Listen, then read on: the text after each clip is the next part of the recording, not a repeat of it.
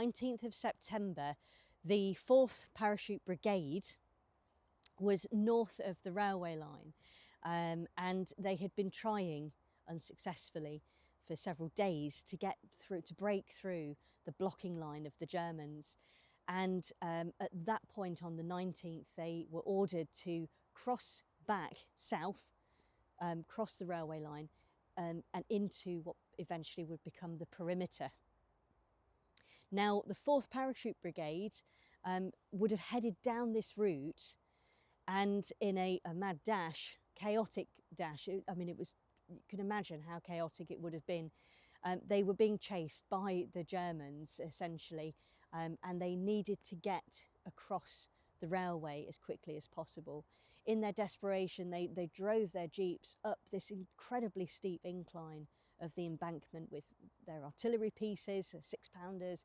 And if you remember the day before, where we chatted about the ambush and where that tunnel was and that railway line, that is exactly where we are. We're just, I'm looking, so it's behind you, and you can hear the railway.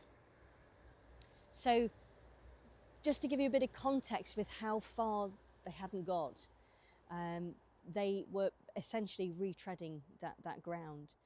Now, the culvert, the cutout, the tunnel, which often gets mistaken as the location of the ambush, did actually become very useful for the retreating Brits of 4th Parachute Brigade.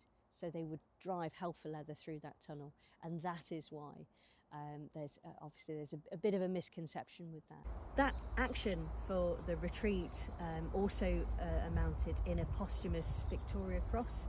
It was a Captain Lionel Quirrapel, and he ordered his men who were heading across the embankment through the tunnel into the perimeter. He realised that they would be overrun.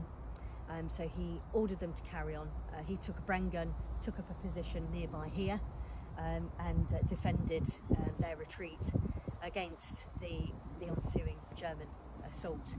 He was killed, and in this action, and there is a small marker here to remember his action. So it's worth seeking this out.